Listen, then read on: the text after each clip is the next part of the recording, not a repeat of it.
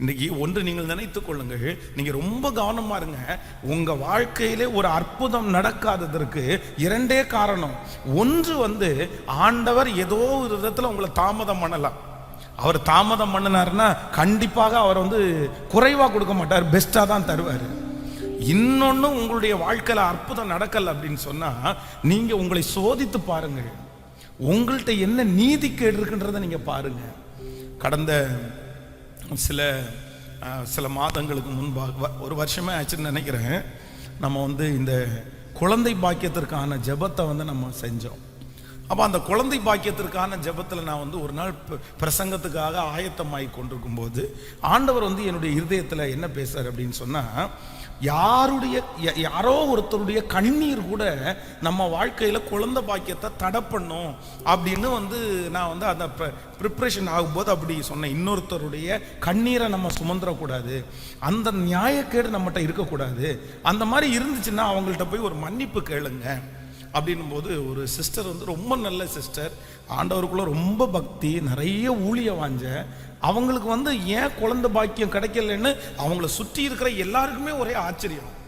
ஏன் ஆண்டவர் செய்யலை, ஏன் ஆண்டவர் செய்யலை, இவ்வளோ நல்லவங்களாச்சு, இவ்வளோ நல்ல. அப்புறம் இந்த பிரசங்கத்தை அவங்க கேட்டுட்டே அவங்க எனக்கு அவங்க ஃபோன் பண்ணாங்க. இன்னைக்கு ஆண்டவர் என்னோட பேசினார் பாஸ்டர். என்ன அப்படின்னா, எனக்குள்ள ஒரு நியாயக்கேடுமே இல்லையே, ஆனா ஆண்டவர் ஏன் இப்படி எனக்கு தாமதம் பண்றாரு அப்படின்னு நான் ஆண்டவரிடத்துல கேள்வி மேல கேள்வி கேட்டே இருந்தேன். ஆனா இன்னைக்கு நான் உணர்ந்தேன், என்னுடைய திருமணமான ஆரம்பத்துல என்னுடைய மாமியாரை நிறைய நான் கண்ணீர் வடிக்க வச்சிருக்கிறேன். அவங்க இப்ப இறந்துட்டாங்க, இப்போ உயிரோட இல்லை. நிறைய அவங்கள அழ வச்சுட்டே இருப்பேன். எனக்கு அவங்கள சுத்தமா பிடிக்காது. ஏதாவது ஒண்ணு என்னுடைய கணவனிடத்துல சொல்லி ஒரு சண்டை வந்துட்டே இருக்கும்.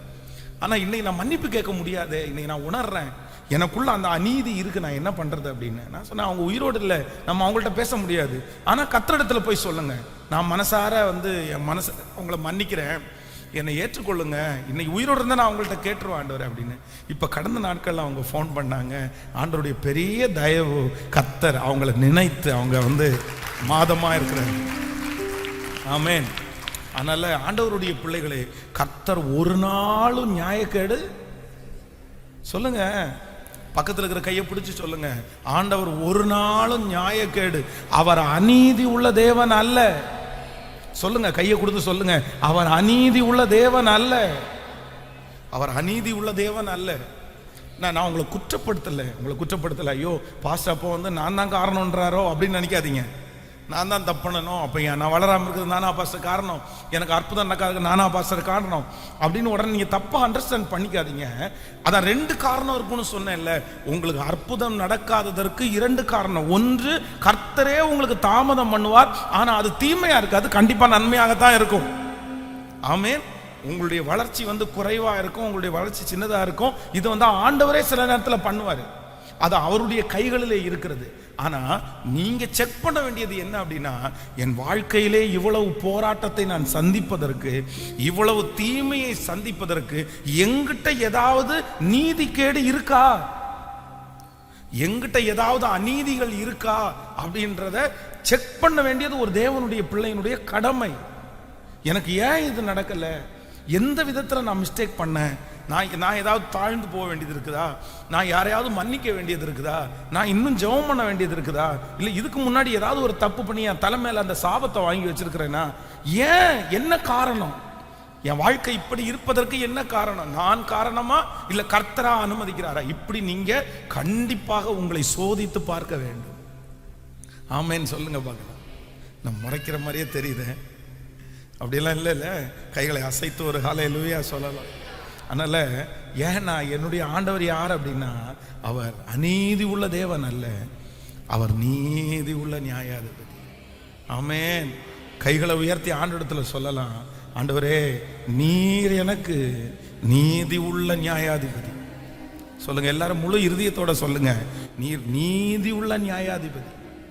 நீ நீதி, ஒரு நாளும் நீர் என் வாழ்க்கையிலே அநீதி என்கிற ஒன்றை செய்யவே மாட்டீர்.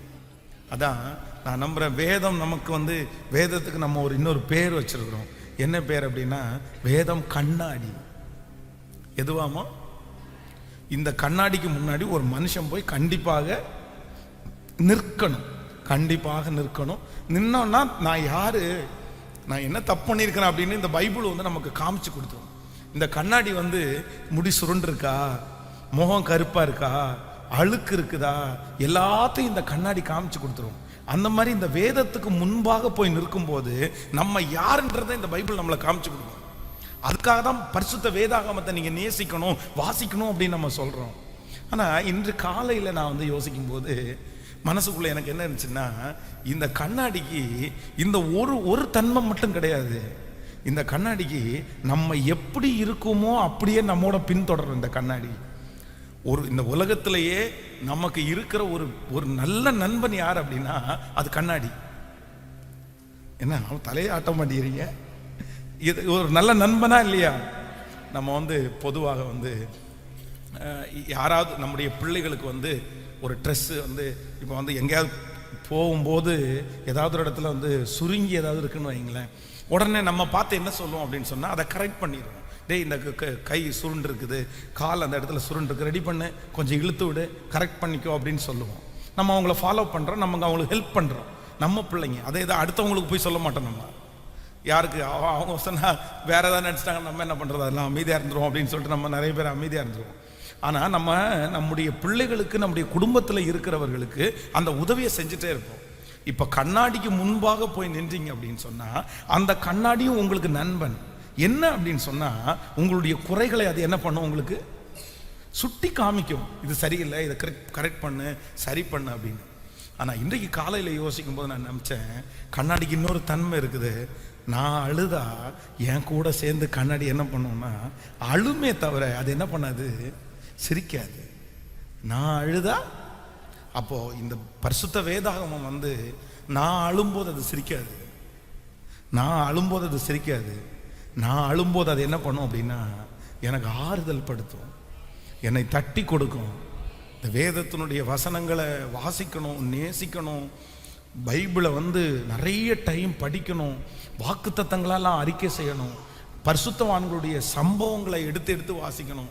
இதெல்லாம் எதுக்கு அப்படின்னு சொன்னால் இந்த வேதத்தை போல ஒரு நண்பன் உலகத்தில் நமக்கு எங்கேயுமே கிடைக்காது. அல்லேலூயா. வாலிப தம்பிக்கும் தங்கச்சிக்கும் சொல்கிறேன், உன் வாழ்க்கையில் இருக்கிற பெஸ்ட் ஃப்ரெண்ட் யார் தெரியுமா? ஒரு நல்ல நண்பன் யார் தெரியுமா? ஒரு உண்மையான நண்பன் யார் தெரியுமா? இந்த பரிசுத்த வேதாகம் வந்தாங்க உனக்கு ஒரு உண்மையான நண்பன்.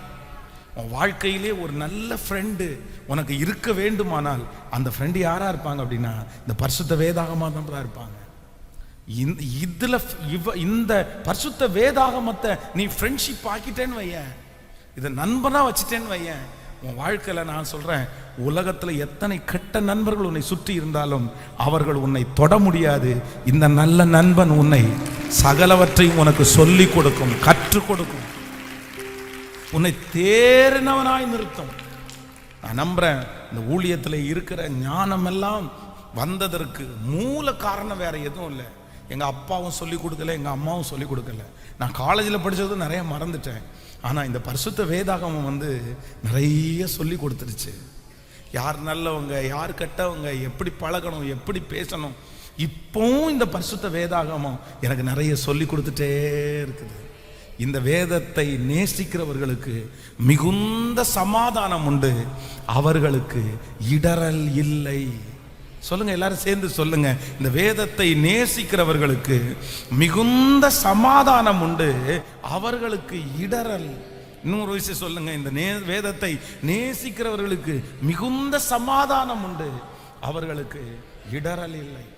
ஒரு காலத்தில் பரிசுத்தவான்கள் எல்லாம் பார்ப்பீர்களே, ஆனால் அவங்க பைபிளை வந்து முழங்காலில் நின்று வாசிச்சாங்க, முழங்காலில் நின்று வேதத்தை வாசித்தார்கள். உங்களுடைய வாழ்க்கையில் ஒரு நேரமாவது, ஒரு முறையாவது இந்த வேதாகமத்தை முழங்காலில் நின்று வாசித்து முடிப்பேன்னு ஒரு பொருத்தனை எடுங்க. வாலிப தம்பிங்க எடுங்க, தங்கச்சிங்க எடுங்க. ஏன்னா த பெஸ்ட் ஃப்ரெண்டு பரிசுத்த வேதாகமம். ஹல்லேலூயா. என்னை நல்ல வழிகளையும் கெட்ட வழி எது என்றும் எனக்கு ரொம்ப அறிவுரை கொடுக்கிறது இந்த பரிசுத்த வேதாகமம். ஆமேன்னு சொல்லுவோம். சொல்லுங்க, நான் நேசிப்பேன், நான் உங்களுடைய வேதத்தை நேசிப்பேன்.